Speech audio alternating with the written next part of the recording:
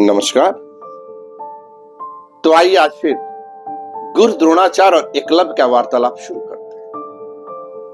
पिछले एपिसोड में मैंने बताया था कि एकलव्य चूंकि विद्या सीख जाता है तो वह अपनी सीखने के यात्रा में जो उसको दर्शन मालूम पड़ता है, जो वो दर्शन समझता है, वह दर्शन अपने गुरु से कह रहा है। विद्या के उन राहों पे कोई गुरु क्या ले जाएगा, जहां नहीं पहुंचा कोई वो गुरु क्या राह बताएगा। हे गुरु, उन यात्राओं को, उन मंजिलों को, उन लक्ष्यों को जहां अभी तक कोई नहीं पहुंच पाया है, वहां गुरु कैसे बता सकता है? ठीक है, गुरु शुरुआत करा सकता है, कुछ हद तक बता सकता है,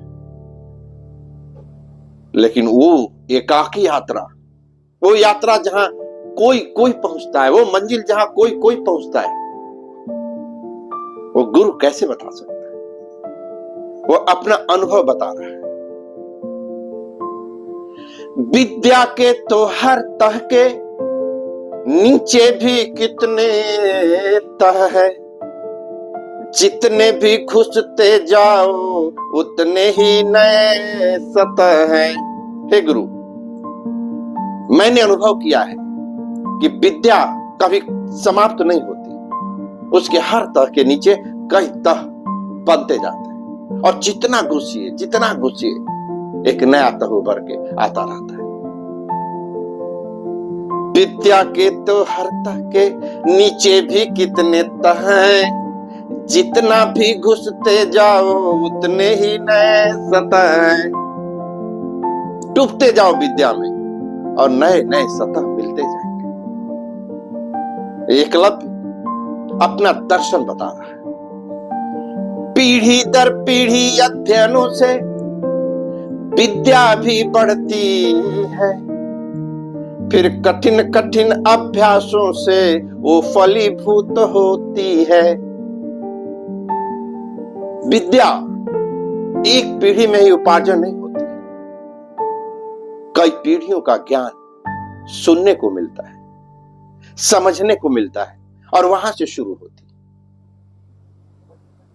फिर कठिन कठिन अभ्यास होते हैं, उन सुनी हुई बातों को सिद्ध करते हैं, फिर उससे आगे बढ़ के फिर अभ्यास करते हैं, फिर जो अनुभव करते हैं, फिर आगे बढ़ते हैं। फिर एकलव्य महागुरु द्रोण से उलाहना करता है।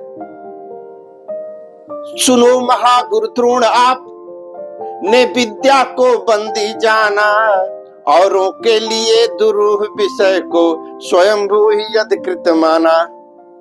सुनो महागुरु द्रोण, आप ने विद्या को बंदी जाना, औरों के लिए दुरूह विषय को स्वयंभू ही अधिकृत माना। हे महागुरु द्रोण, आपने विद्या को अपना बंदी मान लिया था। जो विषय औरों के लिए कठिन था, औरों के लिए दुरूह था, उस विषय को आपने सोचा आप स्वयंभू, उस विषय पे आपका अधिकार है। आप ही सिखाएंगे तो कोई सीख सकता है, और यदि आप नहीं सिखाएंगे तो कोई नहीं सीख सकता। आपने उस पर पूरा अपना आधिपत्य जमा लिया था। सुनो महागुरु द्रोण, आपने विद्या को बंदी माना, औरों के लिए दुरूह विषय को स्वयंभू ही अधिकृत माना। एकलव्य विद्या उपार्जन का रहस्य अपने गुरु के साथ साझा करता है। विद्या उपार्जन का रहस्य तो बस केवल मेहनत में है।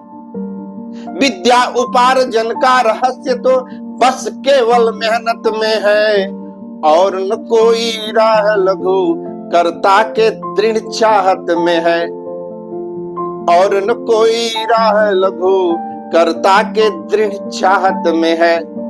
हे महागुरु द्रोण, विद्या उपार्जन के लिए बहुत कठिन मेहनत करनी पड़ती है, और इसके लिए कोई लघु रास्ता नहीं है। मेहनत के अलावा कोई दूसरा रास्ता भी नहीं।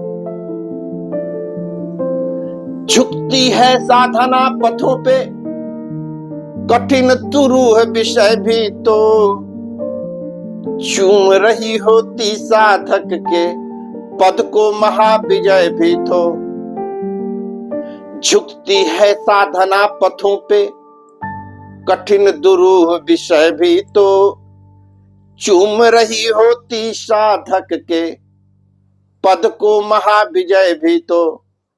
हे गुरु, साधना पथों पर ही कठिन से कठिन विषय को साधा जा सकता है, और यदि ऐसा साधक मिल जाए, वो कठिनाई से, वो साधना से विषय को साधना चाहता है, तो उसी के पद को महाविजय अंगीकार करती है। राह के सारे बाधाओं को तुच्छ मान जो लेता है,